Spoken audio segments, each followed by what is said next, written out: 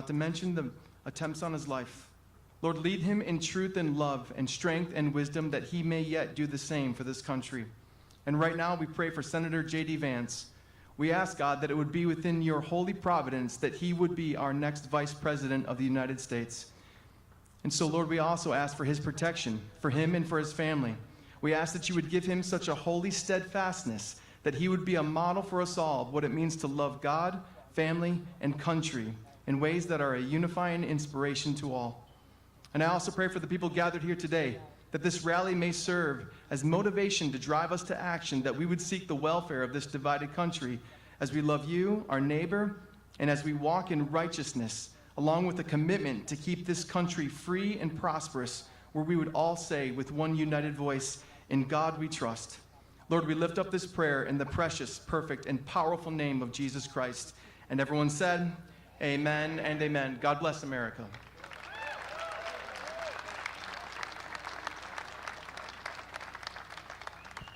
Welcome to the stage, Navy veteran Gary Bossy. Thank you. For those of you that are able, please stand with me to say our Pledge of Allegiance. We pledge allegiance to our flag of the United States of America and to the republic for which it stands, one nation, under God, indivisible, with liberty and justice for all. By the grace of our Lord Jesus Christ, we are a great nation, and we're going to continue to be that through the leadership of President Trump and our soon-to-be Vice President, JD Vance. May God bless the USA.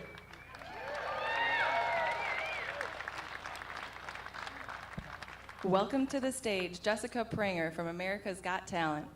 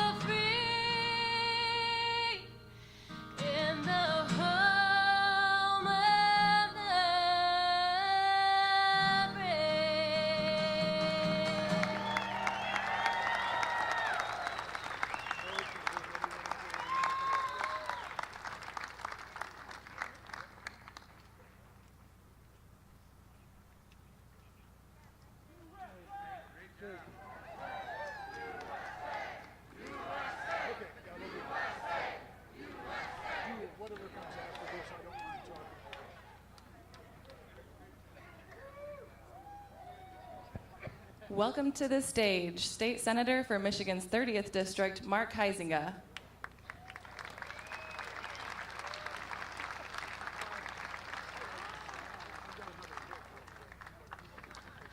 Thank you so much. It's great to be here today. It's my honor and privilege to serve as the senator for this 30th district right here in Martin. I grew up on a small farm not far from here in Walker, and I'm a husband of one and a father of three, two kids, two married, one serving in the United States Marine Corps. Last week, we had the privilege of welcoming former President Donald Trump to Walker, where I previously served as mayor. I'm sure many of you were there, and if you were there, you probably felt the same level of intense patriotism and enthusiasm for our country that I did. Elections matter, and each and every one of your votes count. I won my last election by only 405 votes. And let me tell you why elections matter so much. Yes, I won by 405 votes, but we lost the majority in the Senate. Elections have consequences, and now we live in an environment completely controlled by the Democrats. Our governor's a Democrat, our attorney general's a Democrat, our secretary of state's a Democrat, the Michigan House of Representatives is controlled by Democrats, and the Michigan Senate is controlled by Democrats. But just by a margin of 2 seats, 20 to 18 for the first time in 40 years. The Democrats have rolled us for the past 2 years with massive consequences. They've repealed the right to work, they've repealed prevailing wage, they've increased income tax, they've initiated solar siting, which takes away our rights that local governments have, and they rob from Peter to pay Paul, squandering your hardworking taxpayer dollars. That's Michigan. And as bad as it is in Michigan, we've seen even worse trends nationally. Under Democrat leadership of Biden and Harris, our country is more broken than ever. The number one thing I hear from my constituents is that it's the economy, stupid. Gas prices are too high, food is too high, rent is too high. This country is built on immigrants, and my grandparents immigrated, and I'll bet many years did too, but they did it the right way, the legal way. The Biden-Harris administration has opened our border to everyone. Their policy for the border is broken. The weak, failed, dangerously liberal administration can only be fixed in one way. Vote Republican.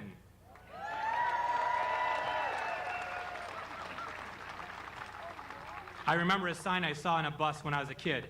It was about 1980 and Ronald Reagan was running for office. It said, vote Republican for a change. And that was a moment for me that I reflected upon. I said, that's it. We need to change. We need to be part of this solution. This is your chance. You know how important this election is, or you wouldn't be here to cheer on our next Vice President, JD Vance.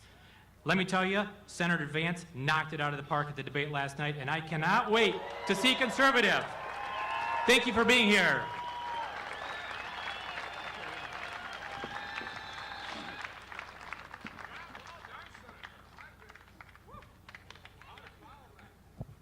Welcome to the stage, State Senator for Michigan's 31st District, Roger Victory. Wow! What a crowd of good Republican folks here today. What a day of God's creation. Boy, give thanks to Him for this beautiful weather we're having here. Amen. Amen. They said, State Senator Roger Victory, but I'm better known in this community as Farmer Raj. So I'll keep it real simple at that point. But another thing is, when we live in a good community like this, people get together and make things happen. And I see the DeWitt family right here. DeWitts, please stand up. Stand up. This is their facility. They worked hard. Thank you. Woo!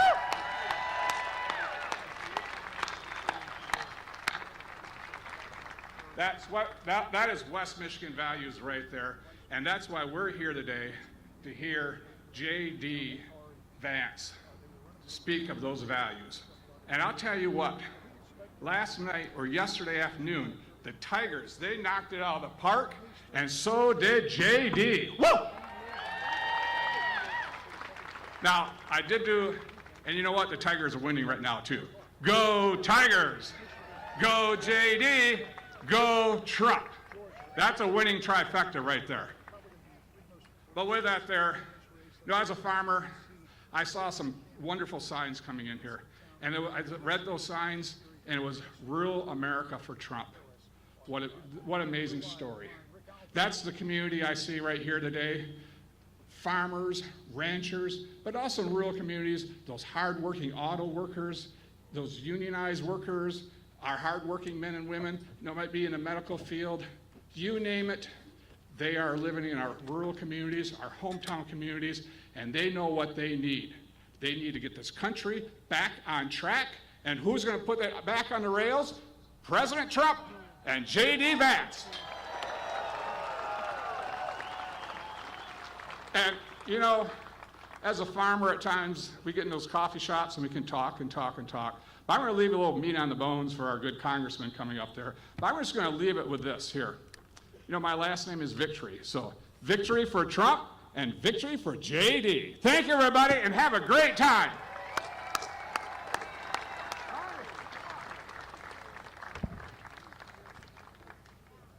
Please welcome to the stage U.S. Congressman John Molinar. Thank you. Well, hello, West Michigan. It's great to see everyone today, and appreciate your patience. I know you've been out here a long time, but it's going to be worth the wait, isn't it? I just have a few questions for you. Last night at the debate, how many of you think Tim Walz won?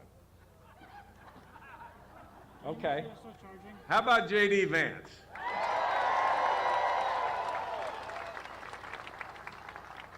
You know, my name is John Molinar, and I represent the 2nd Congressional District in this beautiful state of Michigan. And I am proud to endorse and support and help in any way I can the Trump-Vance ticket. Are you with me? You know, sometimes people, I talk with people and you find out what's on people's minds. And when I talk with people, inflation, the cost of gas, the cost of groceries, heating our homes, having a mortgage, rent, all those costs have gone up under the Biden-Harris team. Who do you think would be better to handle lowering inflation, Trump or Harris? I agree with you. And the other thing I hear a lot is, people are concerned about the illegal immigration, people coming across our border, drugs, the fentanyl problem, you think of the human trafficking, you think of the crime that's being committed, violent crime. And, I know Kamala's the border czar, but who do you think would be better able to secure our border? Yeah, the two biggest issues that we are facing as a country. And I want to add a third, because right now we have a strategic competition in the world with the Chinese Communist Party. And they are aggressively undermining our institutions. They have a spy balloon flying across America. They've had these police stations designed to spy and intimidate the Chinese diaspora. They have, university collaborations where they're stealing our technology and using it for defense purposes. They're becoming more aggressive at home and abroad. They're even buying American farmland. Are you aware of that? They're buying our farmland in places like in Big Rapids, which is in my district, where they're buying farmland and they want to put a Chinese battery plant that is affiliated with the Chinese Communist Party. And, the challenge here is that our governor and our Democrats in the state legislature are supporting that with your taxpayer dollars. And you probably all know that in Washington, D.C., the Biden-Harris team wants to use your federal taxpayer dollars to support these efforts to the tune of billions of dollars. And I got a question for you. Who do you think is better able to protect your taxpayer dollars from going to fund the Chinese Communist Party? Trump or Harris? We have a lot at stake in this election. It's not hype to say that we have to rescue our republic. When you think of the foundation of our country, the benefits that we've had as a free nation, the love that we have for this country is really on the line in this election. And sometimes people, say, well, it doesn't really matter, vote Republican or Democrat. I think in the debate last night, you saw a very stark difference on the issues. And I thought JD Vance did outstanding. Would you agree with me on that? I was so proud of him. He was so articulate, so well-spoken, And he was going basically 3 against 1. I don't know if you noticed, but the moderators really weren't too balanced. And the way he handled that with grace and truth, to me, was a tremendous example for our party and for our country. And I think he's going to make an outstanding vice president.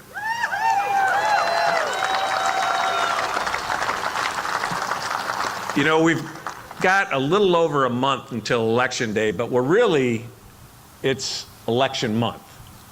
And, you know, we need you to get out and vote as soon as you can.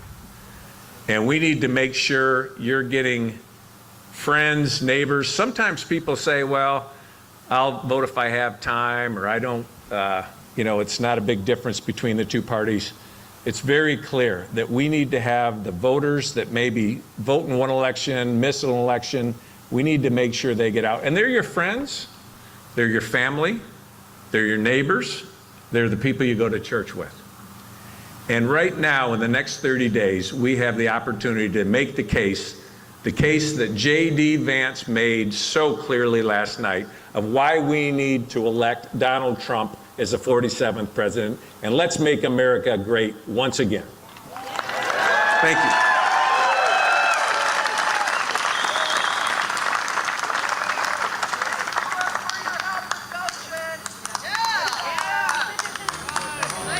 Yeah, right, picture that with a Kodak. Or better yet, go to Times Square, take a picture of me with a Kodak. Took my life from negative to positive, I just want y'all to know that. And tonight, let's enjoy life.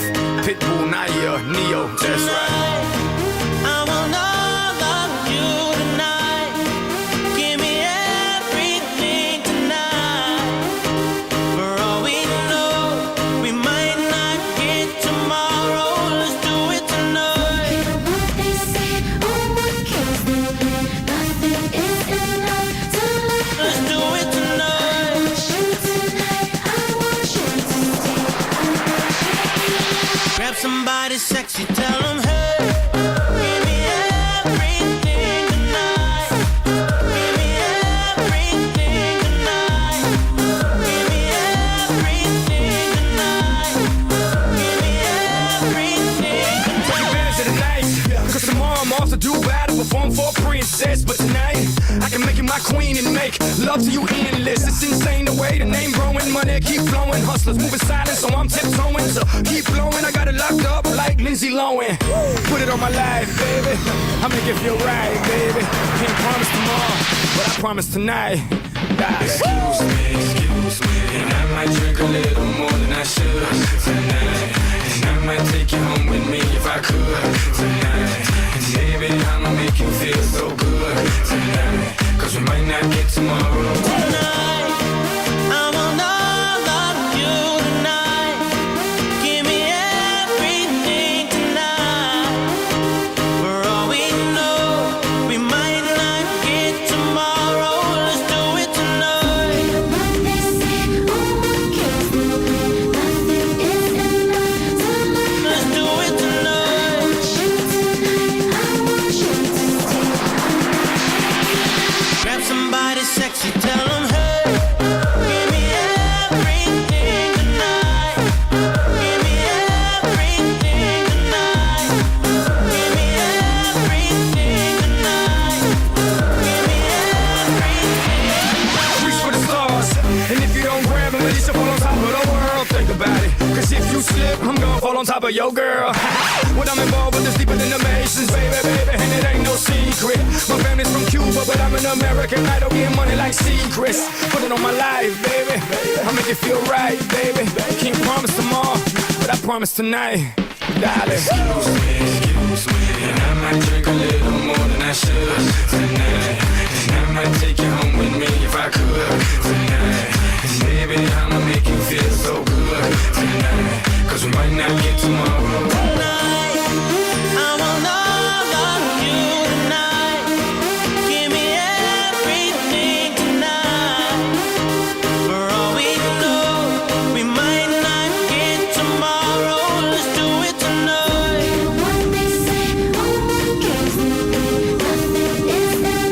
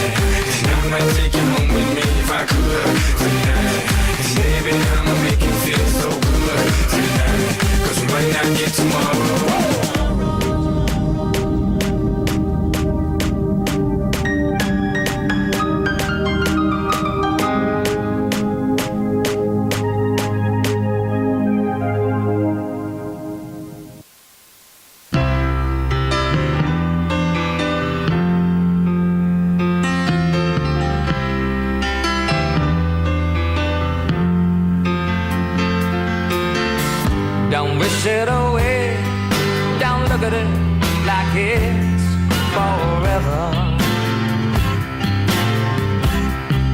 Between you and me, I could honestly say that things can only get better. And while I'm away, dust out the demons inside, and it won't be long before you and me run to the place in our hearts where we hide.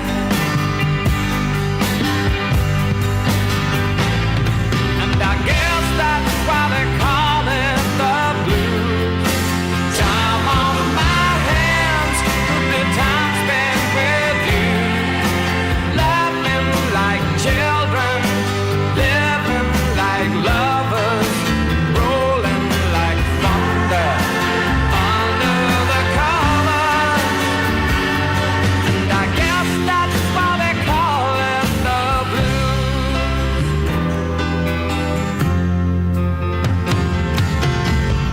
Just stare into space, picture my face in your hands.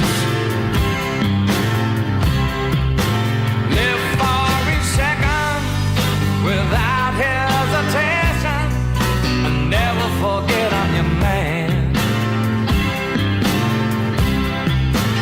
Wait on me, girl. Cry in the night if it helps. More than ever, I simply love you more than I love life itself.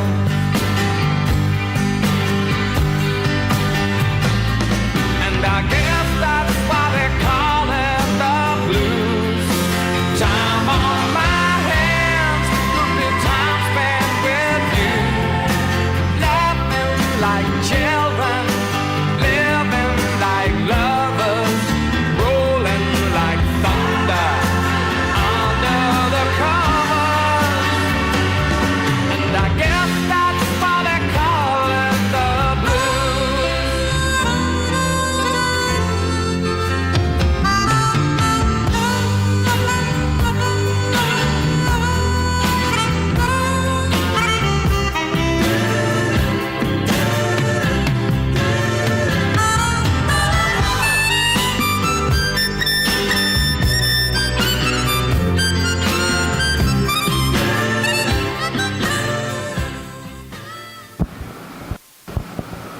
Please welcome to the stage Michigan GOP Chairman Pete Hoekstra.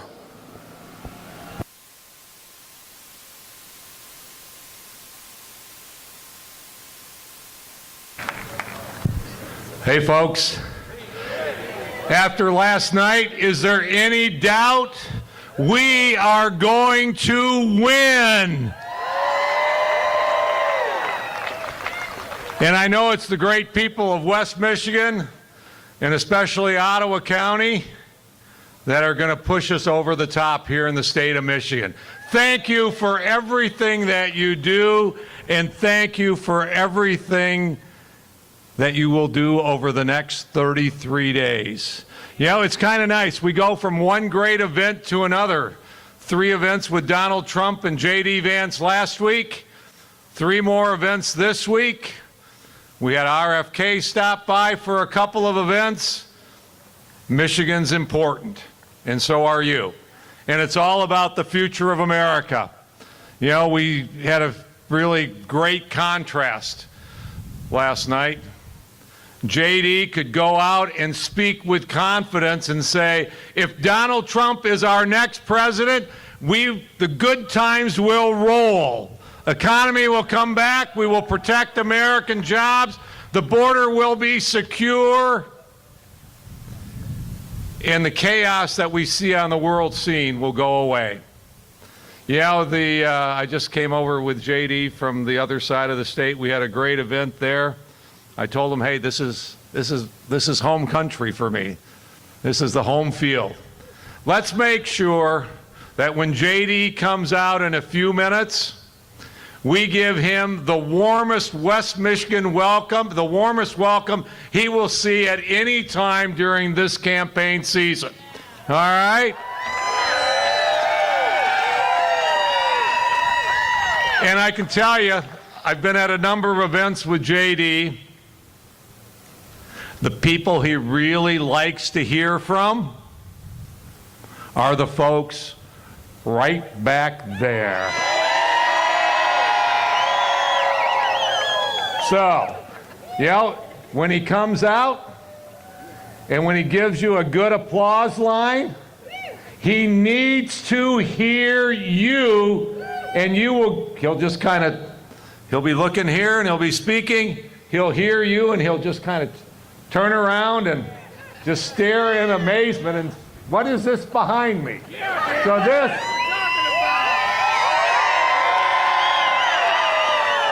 that is the challenge. How many times can you get him to stop and turn around and acknowledge you, the folks behind you? He sees these folks, but he needs to be reminded that there are people behind him.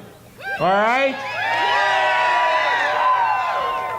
Hey, let's have a great night. Let's welcome JD Vance, and let's have a great 33 days so that we can have 4 great years of making America and Michigan great again. Thanks. Now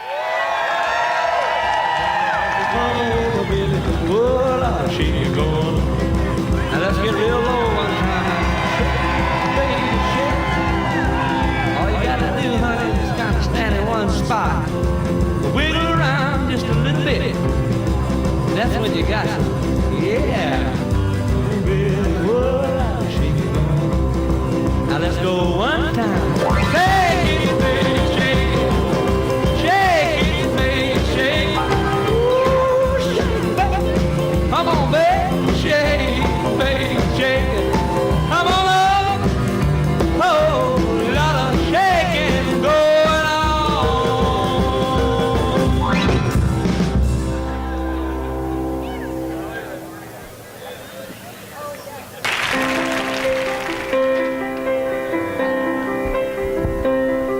To dream the impossible dream, to fight the unbeatable foe, to bear with unbearable sorrow, to run where the brave dare not go, to right the unrightable wrong, to be better far than you are, to try when your arms are too weary, to reach the unreachable star.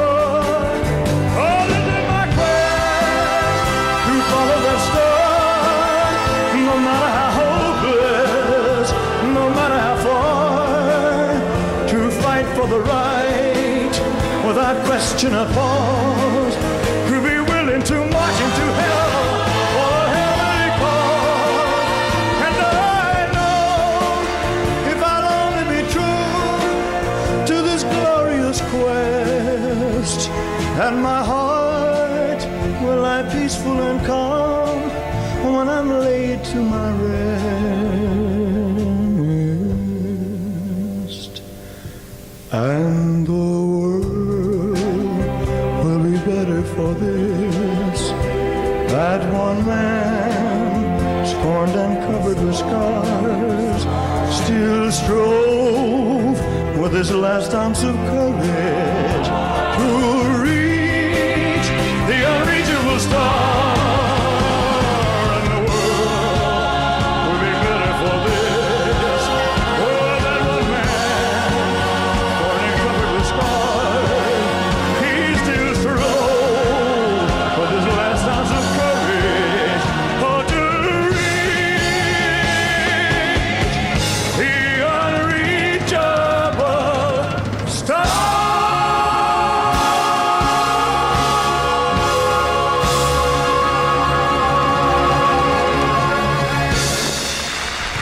Thank you very much.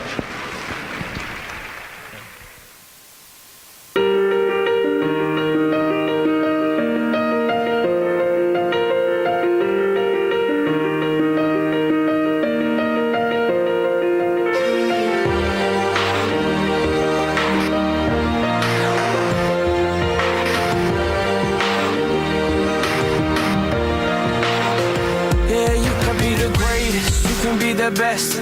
You can be the King Kong banging on your chest. You could beat the world, you could beat the war. You can talk to God, go banging on his door. You can throw your hands up, you can beat the clock. You can move a mountain, you can break rocks. You could be a master, don't wait for luck. Dedicate yourself and you go find yourself. Standing in the Hall of Fame, and the world's gonna know your name. 'Cause you burn with the brush flame. And the world's gonna know your name. And you'll be on the walls of the Hall of Fame. You can go the distance, you can run the mile. You can walk straight through hell with a smile. You could be the hero, you can get the gold. Breaking all the records they thought never could be broke. Yeah, do it for your people, do it for your pride. Are you ever gonna know if you never even try? Do it for your country, do it for your name. 'Cause there's gonna be a day when you're Standing in the Hall of Fame, and the world's gonna know your name. 'Cause you burn with the brush flame. And the world's gonna know your name. And you'll be on the walls of the Hall of Fame. Be a champion. Be a champion. Be a champion. Be a champion. The walls of the Hall of Fame. Be students, be teachers, be politicians, be preachers. Be believers, be leaders, be astronauts, be champions, be truth seekers. Be students, be teachers, be politicians, be preachers, Be believers, be leaders, be astronauts, be champions. Standing in the Hall of Fame. And the world's gonna know your name. 'Cause you burn with the brush flame. And the world's gonna know your name. You'll be on the walls of the Hall of Fame. Be the greatest, you can be the best. You can be a King Kong hanging on your chest. You can be a girl, you can be the war. You can be a champion, banging on his door. You can throw your hands up, you can beat the clock. You can move a mountain, you can break rocks. You could be a master, don't wait for luck. Dedicate yourself and you find yourself. Standing in the Hall of Fame.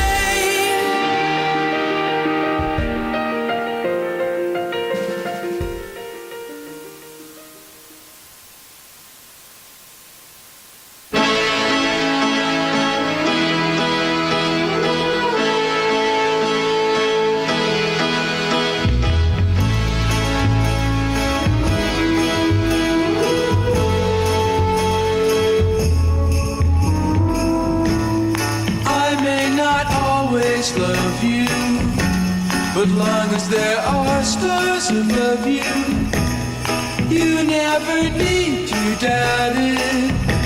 I'll make you so sure about it. God only knows what I'd be without you. If you should ever leave me, well, life will still go on, believe me. The world could show nothing to me, so what good would living do me? God only knows what I'd be without you.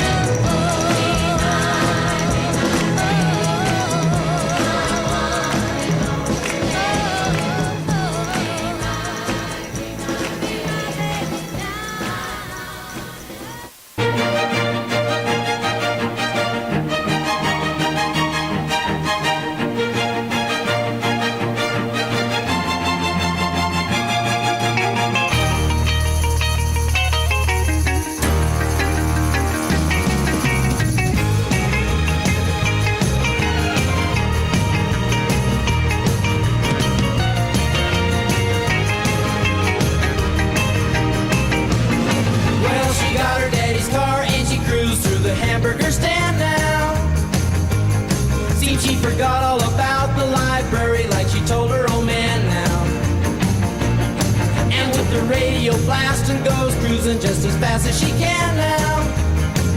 And she'll have fun, fun, fun till her daddy takes the T-bird away. Fun, fun, fun till her daddy takes the T-bird away.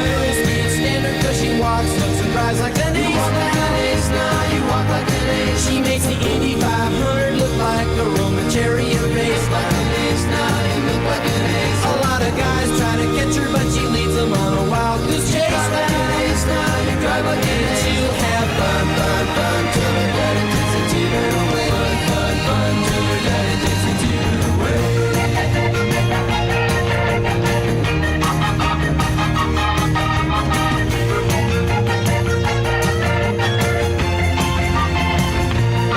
Well, you knew all along that your dad was getting wise to you now. Now you shouldn't have lied. And since he took your set of keys, you've been thinking that your fun is all through. You shouldn't have lied. Now you shouldn't have lied. But you can come along with me, 'cause we got a lot of things to do now. Now you shouldn't. And we'll have fun, fun, fun. Now that daddy took the T-bird away. Fun, fun, fun. Now that daddy took the T-bird. Fun, fun, fun. Now that daddy took the T-bird away. Fun, fun, fun. Now that daddy took the T-bird away.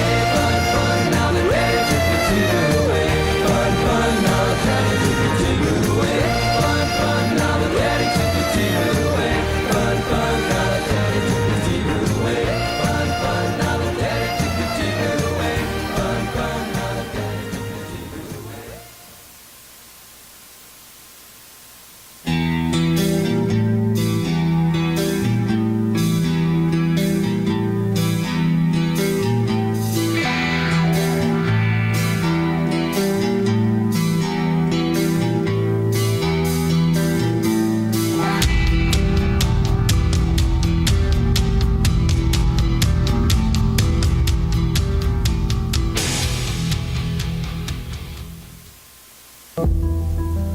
A lot of people feel like the American dream is further and further away. That if you work hard and play by the rules, it's a little bit harder to get ahead. It's a little bit harder to support a family, a little bit harder to buy a home. The world I grew up in was one where I think for the first time really in American history, my parents' generation did not expect their children to necessarily have a better life than they did. And you saw that in all kinds of different ways, but there was this sense growing up in Middletown in the 1990s that a lot of people didn't expect the future to be better than the past, and that's a really unique and a really tragic thing. The jobs started to disappear from that community, drugs started to move in, hopelessness started to move in, and so a lot of people who really knew that the future would be better than the past actually found a world that was a lot more difficult and a lot more challenging. I wrote Hillbilly Elegy because I wanted to give people a sense of what it was like to live in a community like mine. I didn't think a whole lot of stories were told about white working class Americans. I didn't think a lot of stories were told about people who were struggling with some of the problems we were struggling with, joblessness, drug addiction, and so forth. And I thought that I could tell a story that would make people understand my family a little bit better, and maybe in the process, understand the struggles of a lot of families. I come from the places that I want to represent, and what we need is to stop sending people that are of the DC swamp. We need to send people who are of the places they aim to represent.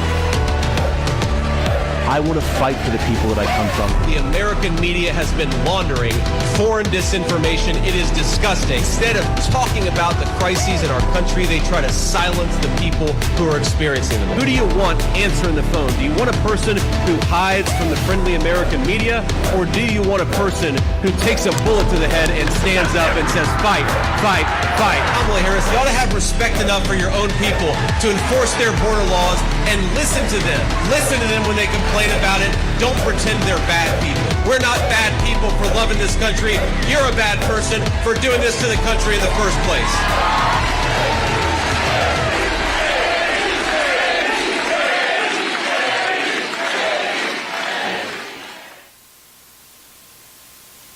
Ladies and gentlemen, please welcome the next Vice President of the United States, Senator JD Vance.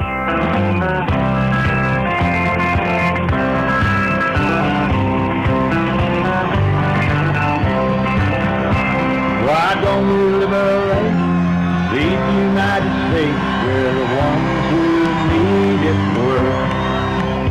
Let the rest of the world help us for change, and let's rebuild America first. Our highways and bridges are falling apart. Who's blessed and who has been cursed? Wow. Well, we've got a hell of a crowd.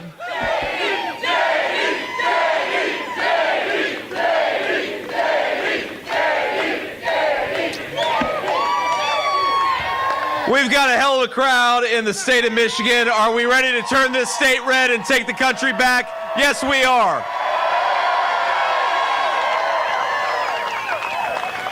Now, it's a beautiful fall day in the state of Michigan, and I hate to say it, as a Buckeye, you guys have got one of the most beautiful states in the union. I'm a little jealous of you on this fine October day.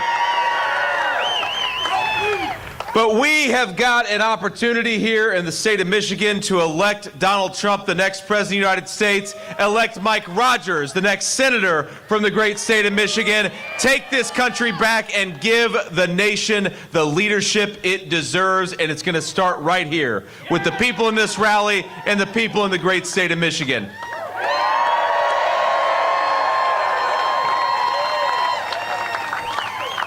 Now, we've got some fantastic people. We've got some fantastic leaders in the state of Michigan. I want to give a shout out just to a few of the folks who are joining us before we really get started. We've got, and I'd ask you to raise your hand and stand up, Congressman John Molinar. Where's John at? John, thank you so much, man, for your leadership.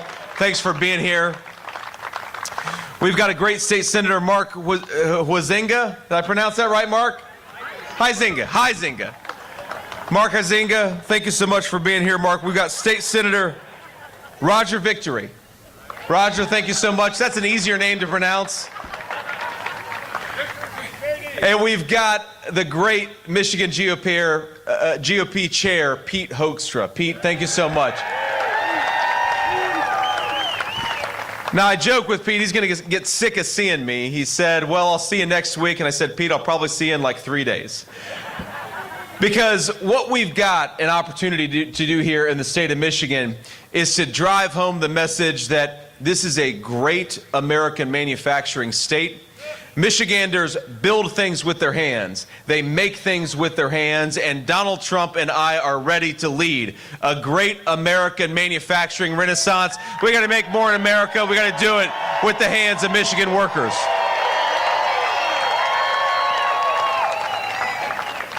Now, I don't know if you saw yesterday, but we had a pretty fun debate in New York City. Did you guys watch the debate? We had a little fun.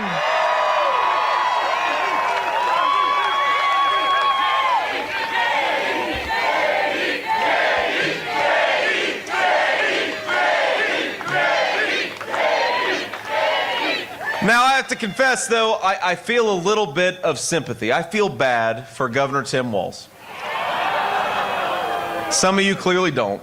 But here's what I said to the governor last night is he has got actually the toughest job in American politics, and in some ways, I've got the easiest job in American politics. Because all I've got to do is remind the American people that just 4 short years ago, we had rising take-home pay, we had lower inflation, we had a secure border, and we had it thanks to the leadership of Donald J. Trump. That's an easy message to get out there to the American people.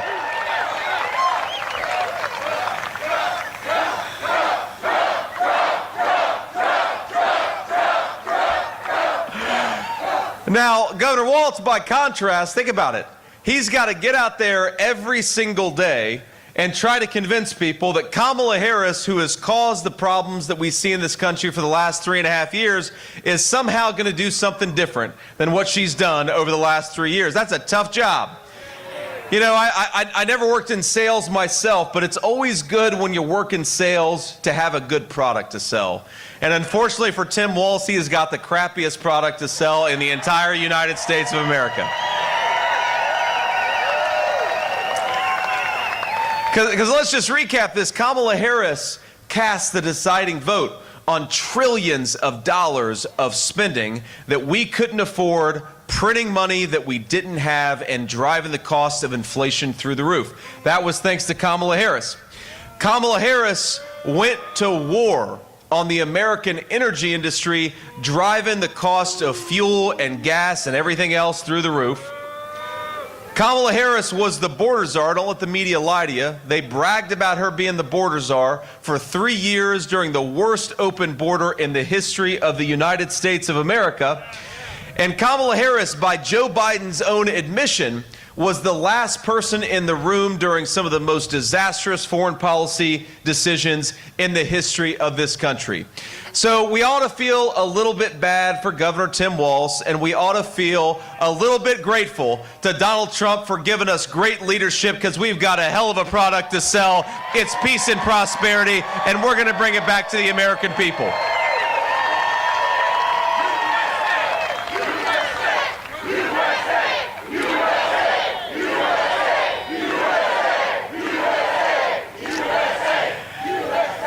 Now, a lot of you know my story. I've actually got my 4-year-old is here campaigning with us, and we're having a lot of fun. Now, of course, right behind us, we've got this great motor speedway, and I'll say that, I don't know if y'all saw, you probably couldn't see because we've got these semi-trucks everywhere, but the Secret Service took us on a little run around the race car track.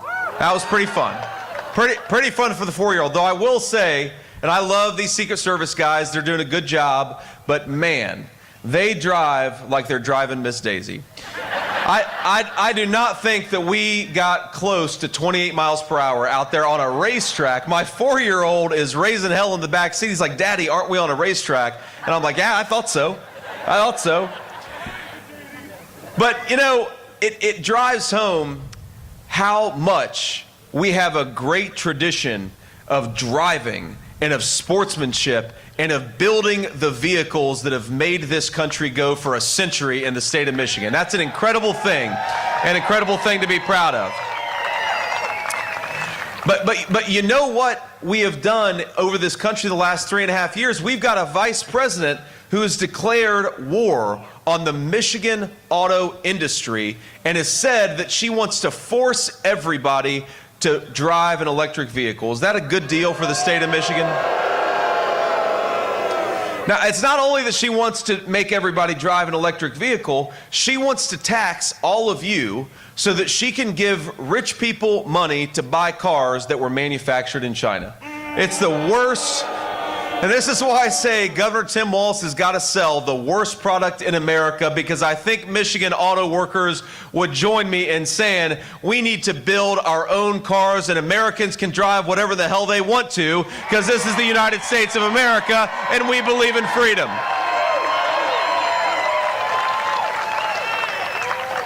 And if you want to drive an electric vehicle, by all means, drive an electric vehicle. If you want to drive a truck, drive a truck. If you want to drive a gas-powered car, drive a gas-powered car. We think that an economy where Americans can choose whatever works the best for their families is an economy that's going to produce prosperity for our workers and lower prices for our consumers.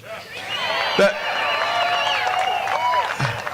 Kamala Harris record, we got to remember, Michigan families are paying about $1,000 more per month thanks to Kamala Harris's policies. Think about that. You gotta spend $12,000 more every single year just to afford the things that you could have afforded when Donald Trump was president. That's a disgrace, by the way, and that's an insult to American families. And as a person who was raised by a grandmother who sometimes, my friends, struggled to, you know, she would forego paying medical bills so that she could put a nice meal on the table for me and my sister. I know, and I know we got a lot of great grandparents out there, and we're thankful to you, and we love you. But when Kamala Harris pursues policies that have grocery prices 25% higher than they were 3 years ago, it's people like our grandparents who are struggling to pay those grocery bills.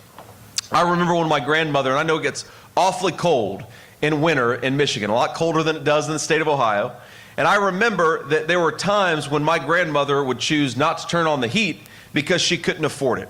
And I happen to believe, and I know Donald Trump believes, that this is the richest and most prosperous country in the world. If you work hard and play by the rules, you ought to be able to turn your heat on in the middle of a cold winter night.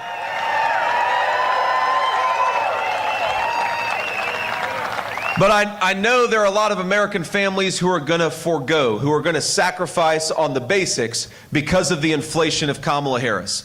And I know there are a lot of Americans who are watching on TV or are going to see some of these clips later. And I just want to say, I think I speak for every single person at this rally, that if you work hard and play by the rules, Donald Trump and I are going to fight for an economy where you can provide for your family however you see fit. That is the American dream. Work hard and play by the rules, you get a good life in this country, and that's what we're going to fight for every single day.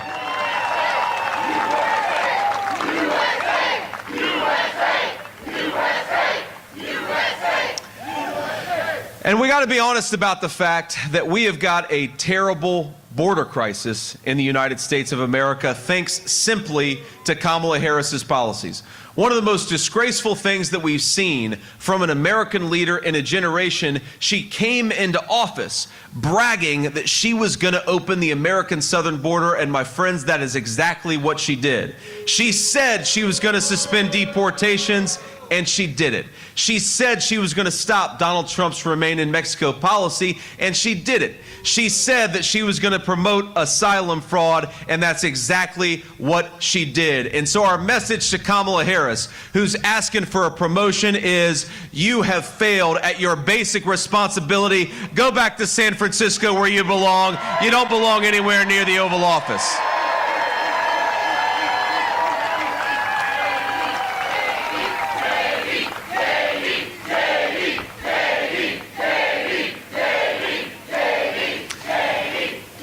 You know, the debate moderators tried to fact check me on this yesterday. They said what? You know, because here's one of the things I've seen, and I've seen this in small towns in the state of Ohio. I've seen it in Pennsylvania. I've seen it in Michigan. When you let in thousands upon thousands of illegal immigrants who have no legal right to be in this country. Now, of course, you got to put those people somewhere. So you've got illegal aliens competing with Americans for scarce homes. And what does that do? That drives up the cost of housing for a lot of young American families. And I believe that we want young Americans to be able to afford a stake in their own country. We want our young people to be able to afford to buy a home. And that American dream of home ownership has gotten less and less possible because Kamala Harris has let in millions of people who don't deserve to be here. American homes ought to go to American citizens, not to Kamala Harris's illegal aliens.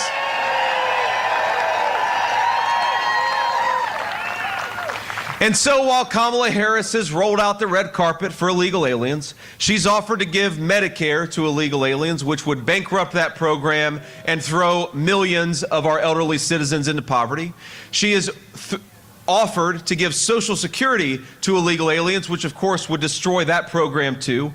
Kamala Harris has said she wants housing and medical benefits to go to people who don't have the legal right to be here in this country. So if the Kamala Harris plan is to roll out the red carpet and open our border, you know what the Donald Trump plan is? Build the wall and send people back to where they belong. You don't get to come into our country illegally and take advantage of our people.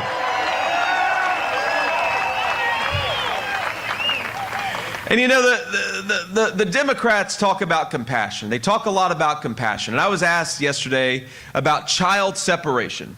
Because their idea is that if you're enforcing the border, somehow that's not compassionate. And there is no bigger lie in this country told by Kamala Harris and her media allies. A border enforcement is the most compassionate thing that we can do. It's true for people south of the border, and most importantly, it's true for American citizens who deserve to be able to build a life in the community that all of us love. Now think about this. When they talk a lot about child separation, did you know that we have about 320,000 children that the Department of Homeland Security has just lost? We don't know where they are. Some of them we know have been sex trafficked by these terrible Mexican drug cartels. Some of them we know have been used as drug mules by those drug cartels. 320,000 American children. 320,000 illegal alien children. We don't hold anything against them, of course, but the fact that Kamala Harris has opened the border has made those children prey to the most disgusting predators that exist anywhere in the world, and that's those evil Mexican drug cartels. So every time somebody tells you that it is compassionate to open the border, tell them about those 320,000 missing children.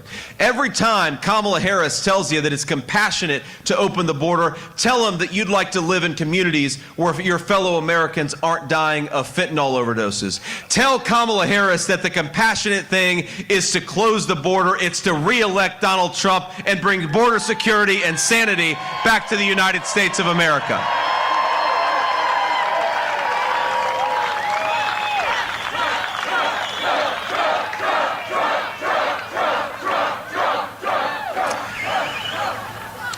And here's the other thing about Kamala Harris that I can't believe.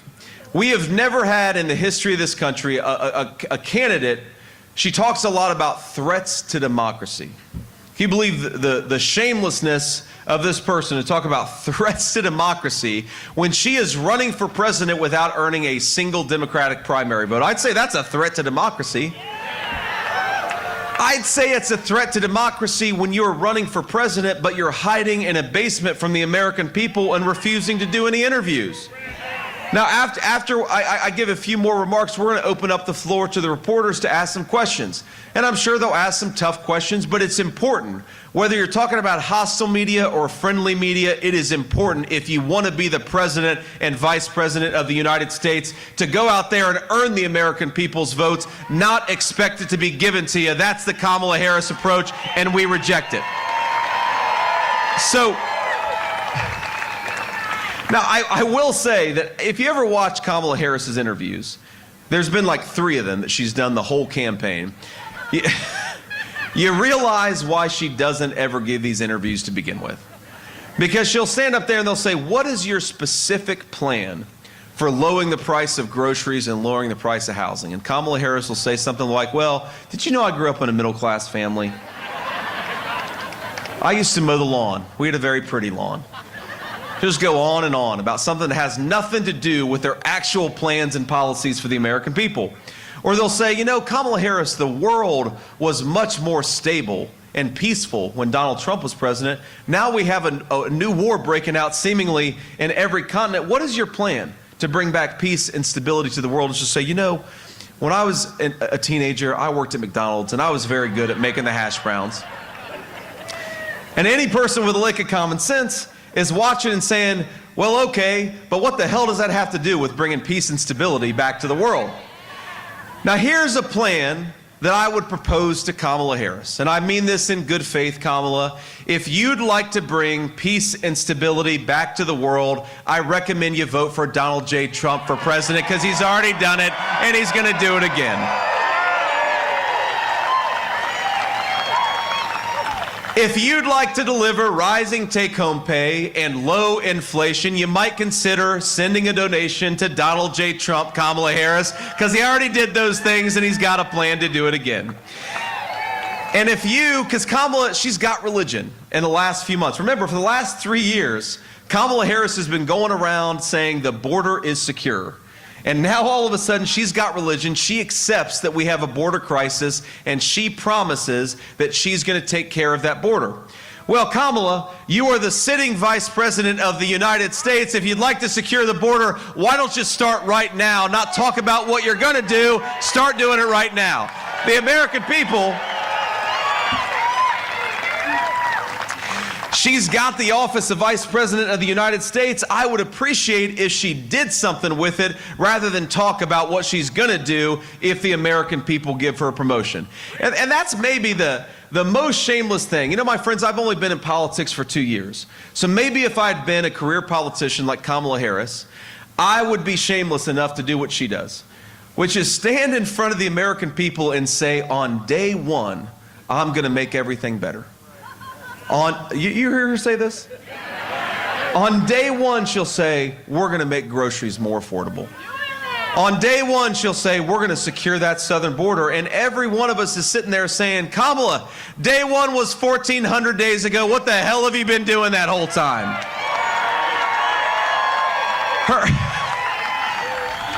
Her whole campaign is about gaslighting the American people and pretending that she is nowhere near the seat of power when she is the sitting vice president of the United States. She talks about wanting change. Well, I agree, Kamala Harris. That's something that we agree on, and the best way to deliver change for the American people is to get back to the common sense leadership of Donald Trump and to stay the hell away from Kamala Harris and her broken policies.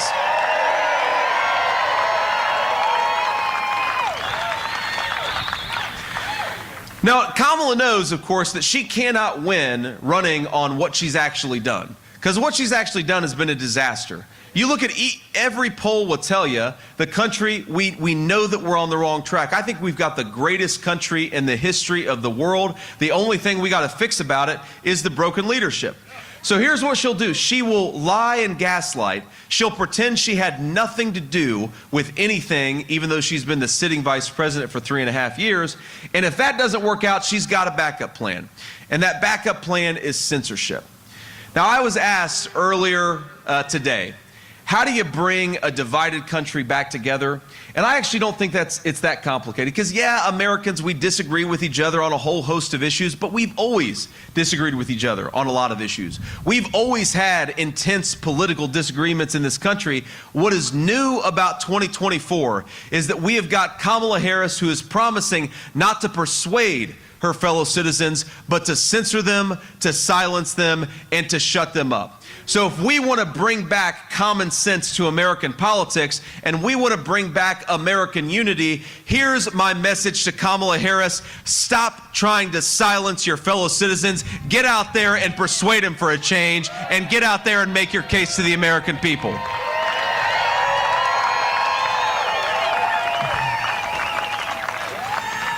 And I think this is actually the biggest reason why Donald Trump has built the biggest, most diverse tent in the history of the Republican Party. Think about this. Think about the list of people who have endorsed Donald Trump in this election.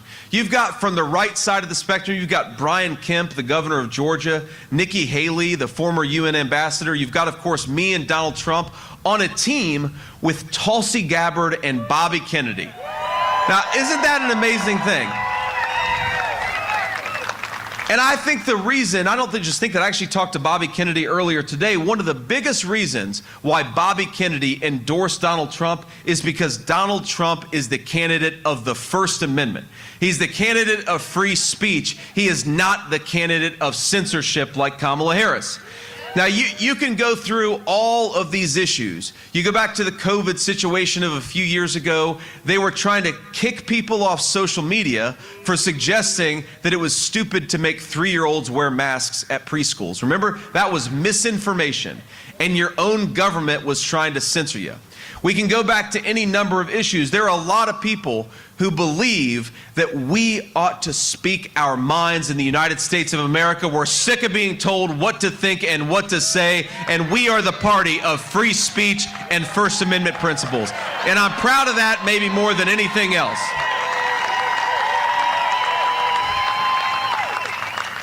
Because if you don't believe in the First Amendment, nothing else makes sense in the United States of America. If we can't debate and disagree with our fellow citizens, then we do not have the most fundamental rights guaranteed by the U.S. Constitution. And so if you're watching from home and you're a Democrat or you're an independent and you believe that the solution to America's ills is for us to debate with one another and come to some common sense solutions, you are welcome in Donald J. Trump's Republican Party. You're welcome with Bobby Kennedy and Tulsi Gabbard and everybody else, because we believe in protecting your right to speak your mind, and we're going to fight for that every single day of Donald Trump's next administration.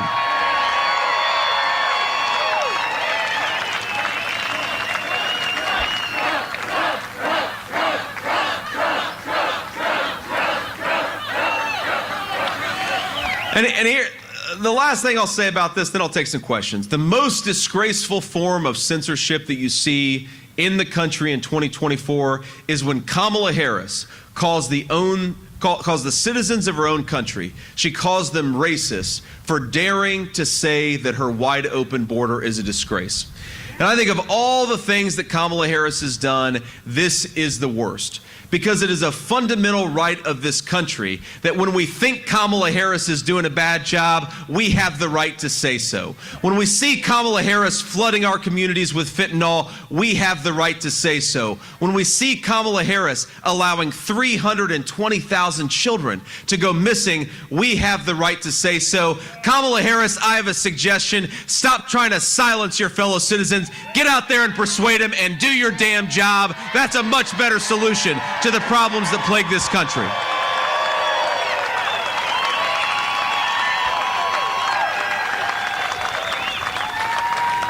And so on that note, and I want to say at the very end, after I take some questions, I want to talk a little bit about our Get Out the Vote efforts. But on that note, let's open up the floor to some of our journalists. We're going to take questions, and I'd like to start with the local journalists first because the national folks get to see me all the time. But local journalists, please ask a question if you've got one. I think we're passing around a microphone back there. But ask about anything because, again, Donald Trump and I believe we ought to earn your vote, and part of that is answering tough questions. Hi there, Senator Vance. My name is Julia Gorman, reporter for WZZM in Grand Rapids. This is your 5th stop specifically to West Michigan, our side of the state. Just wondering if you can elaborate on why you continue to come back to our area and advocate for your campaign. Well, because I love this part of the state. I love the state of Michigan. And frankly, I feel maybe if I come when it's a little warmer, I won't have to come so much when it's really cold. No, we're going to be here. Look, we're going to be here every week, probably me or President Trump until the election, because this is such an important part of our state. And and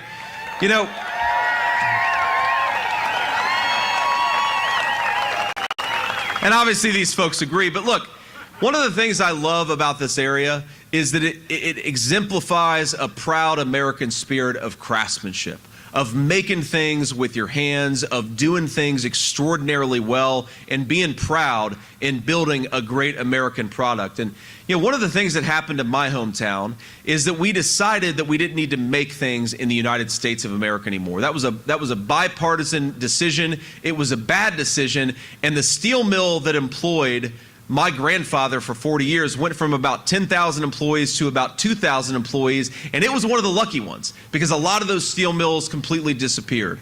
I believe that if we've got smart public policies, I believe that if we're drill, baby, drilling, if we're investing in American energy resources and American workers, if we're penalizing companies that are shipping jobs overseas and rewarding the workers and businesses that are building things right here in the United States of America, Michigan is going to lead a great American manufacturing renaissance, and I want to carry that message to all corners of the state, but especially Grand Rapids. And so my message to folks in Western Michigan, but frankly my message to everybody in the state of Michigan is we can build things in this country again like we've never done before. We can employ middle-class American workers doing it, and we're going to make our country so much more self-sufficient and so much more powerful when we make more in America, do it with the hands of Michigan workers, and produce broad-based prosperity for our people. We can get back to it. We just got to have smarter leadership.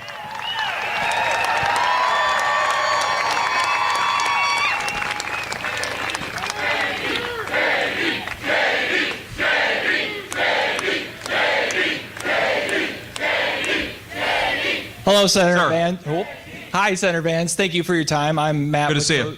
Matt Whitco's from Fox 17. I appreciate you taking the time to answer this question. We obviously hear your message and Trump's message, former President Trump's message on election integrity. What do you say to both the Republicans and Democrats who are the township clerks, the city clerks, the county clerks, and state clerks who are saying they are providing a secure and fair election? Well, what I would say to them is that part of the reason that people are skeptical of our elections is, frankly, a lot of national policymakers not doing their job. So let me give you an example. Just last week, we had a broadly popular piece of legislation called the SAVE Act, which would have made it harder for illegal aliens to vote in American elections. And I actually think to all of the county clerks and all of the people who are working hard to make sure that we have free and fair elections in this country, they are not well served when Democrats block a common sense piece of legislation that secures American elections and makes sure that American voters are the only people voting in American elections. Isn't that common sense? Isn't that what everybody should want? And so when I talk to local elections officials, a lot of times what they'll tell me is they want the federal government to act to make our elections more secure because they want people to have faith in the work that they're doing. Folks, a lot of them, and I wish you would say thank you to them if you meet them. There are a lot of poll workers out there that are working hard to keep our elections safe and secure. We ought to say thank you to these folks, but we also ought to recognize that their federal government, led by Kamala Harris, seems to want to make it easier for illegal aliens to vote. Donald Trump and I want to make it harder for illegal aliens to vote and easier for American citizens to vote.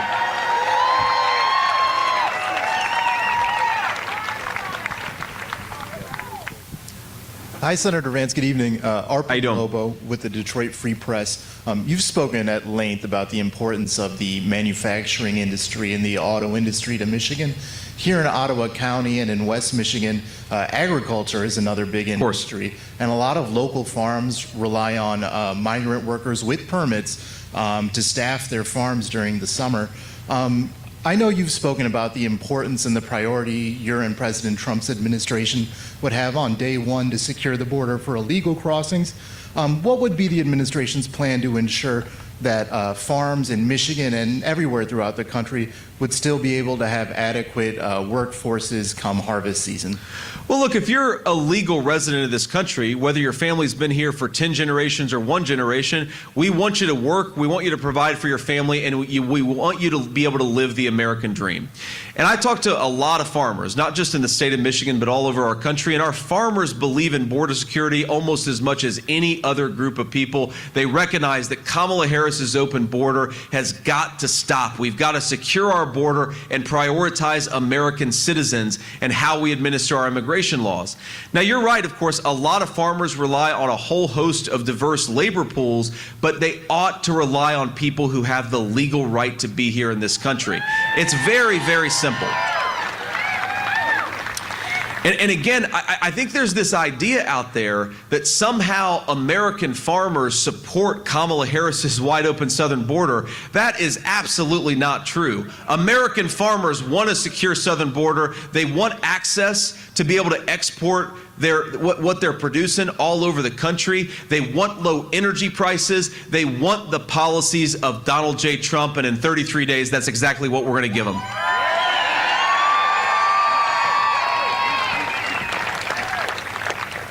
Hello, Senator Vance. Princess Jeanne Steverson with News Channel 3 in Kalamazoo. I wanted to get your reaction on how you feel about President Joe Biden has been handling the Israel attack that happened yesterday. Well, I don't know that Joe Biden knows where he is, and so I don't know what I think about Joe Biden's response to the Israel situation, because look, this is the biggest scandal, I think, in American politics in a generation. That for 3.5 years, the American people have been saddled with a president who clearly doesn't have the abilities to do the job. It's sad, but it's also something that should anger Americans, because who went out on television and lied to them and told them that Joe Biden could do the job? Kamala Harris, and it is a disgrace. And because of it, we are in the midst of a major conflict, and America doesn't have a president who can do the job. That is Kamala Harris's fault, and the American media should not let her get away with lying to the American people. If Joe Biden can do the job, as Kamala Harris said he could, then why can't he even run for the job to begin with? It is a disgrace, and it gives lie to her entire dishonesty about his fitness to serve. I mean, look, my attitude on this is very simple. And it's funny, I didn't notice this last night at the debate, but they said, what do you think about Israel launching a preemptive strike? And then it occurred to me today, well, hell, The Iranians just launched 180 ballistic missiles. That's not a preemptive strike when you strike back. That is responding to an aggressive attack, and Israel ought to have the right to do whatever it thinks it needs to do to secure its own security. And ma'am, I think one of the weirdest things about the Joe Biden-Kamala Harris approach to this issue is they say on the one hand, they want to minimize civilian casualties and they want to get the war over as soon as possible. And then on the other hand, they make it harder for the Israelis to use the precision-guided weapons that will allow them to destroy the bad guys and actually save those innocent civilian lives. Their policy doesn't make an ounce of sense, and we got to remember, this would have never happened if Donald J. Trump was the president of the United States. You didn't have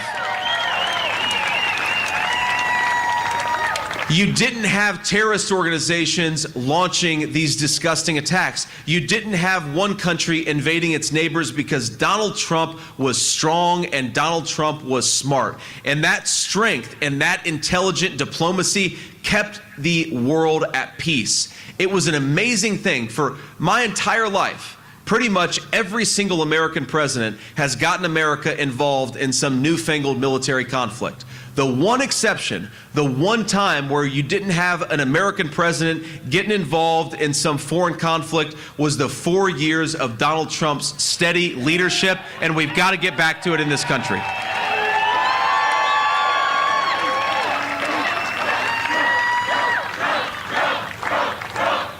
And ma'am, we'll make this the last question. Go ahead, ma'am. Hello, Senator Vance. I'm Sarah Leach. I'm from the Detroit News. The Biden administration awarded a $500 million grant to GM to convert an existing Cadillac car plant to an electric vehicle plant. Will a new Trump administration honor this for GM or pull back? Well, ma'am, first of all, the $500 million grant came along with some really ridiculous strings and no protections for American jobs not getting shipped to foreign countries. Because a lot of not just the cars themselves, but the battery components, the minerals, this stuff is all produced in China. And so when we write massive checks on American taxpayer expense to these companies, a lot of times what we're doing is selling American middle-class jobs to the communist Chinese, and we ought to be doing exactly the opposite. We ought to be rebuilding the American middle class and investing in our own workers, not shipping our tax dollars off to electric vehicles made in China. Now, here's the problem with forcing people to buy electric vehicles and then subsidizing, again, a lot of those subsidies go to China. But even if you assume that a lot of them stayed in America, which they don't, the issue is people don't want to be forced to drive electric vehicles. And so if you don't have the demand for those cars, what you end up doing is destroying the American auto industry and all of the good jobs, union and non-union alike, that depend on that industry. So GM, I believe, just announced that it was laying off something like 1,500 workers. Stellantis announced that it was laying off 2,500 workers. These companies are still shipping their factories to Mexico or closing down the factories altogether because Americans don't want to buy so many electric vehicles. So the way to promote Michigan auto workers is to allow them to make the cars that Americans actually want to buy. Empower Americans, empower Michigan auto workers, and that's how you guarantee prosperity for Michigan auto workers and everybody else.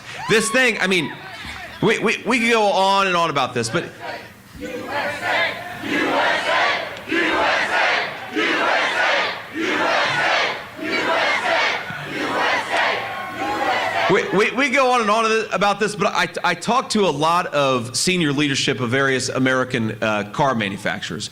You know, I talk to the leaders of Ford, I talk to the leaders of other car makers too, and you know what they tell me? That the electric vehicles are sitting on the lot for 4 or 5 times longer than the gas-powered cars. So when we force all of these auto manufacturers to produce cars that people don't want, we destroy Michigan auto workers' jobs and we destroy destroy Michigan prosperity. What Donald Trump and I want to do is empower people to drive the cars that they want to drive and empower Michigan auto workers to make what the American people want. They're better at it than anybody. We just need to let them do their job and promote their prosperity, not destroy it and ship it off to China.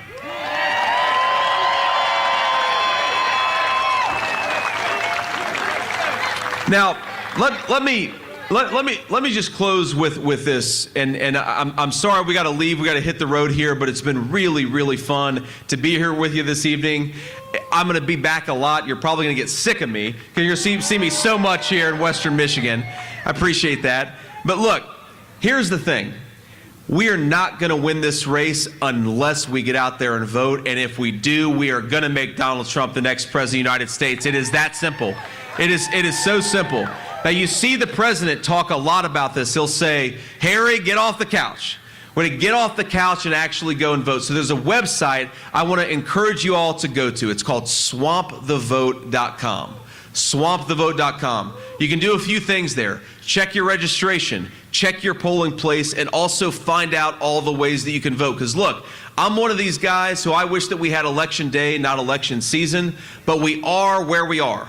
And I talked to a lot of people who would love to vote on election day, but something came up. So the way to guard against that is, if you're able, vote early, vote by mail, take advantage of what's out there for you, because if the Democrats are taking advantage of all these avenues of voting and Republicans aren't, we're not going to win this election. So here's the thing. I talked to a colleague of mine, and when he talks to crowds like this, he'll say, I want you to get out there and I want you to vote 10 times. And everybody gets a little uncomfortable because, you know, we're Republicans. We only vote once. We do things the right way. Here's the way to vote 10 times legally. Get yourself to the polls and get 9 friends and family to join you. That's how we vote 10 times the legal way.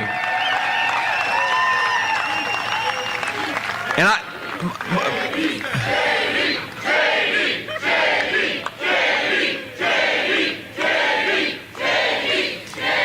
And look, my friends, I really do believe. I look at the polls, I look at the energy on the ground, I feel so confident that we are going to win this race and make Donald Trump the next president of the United States.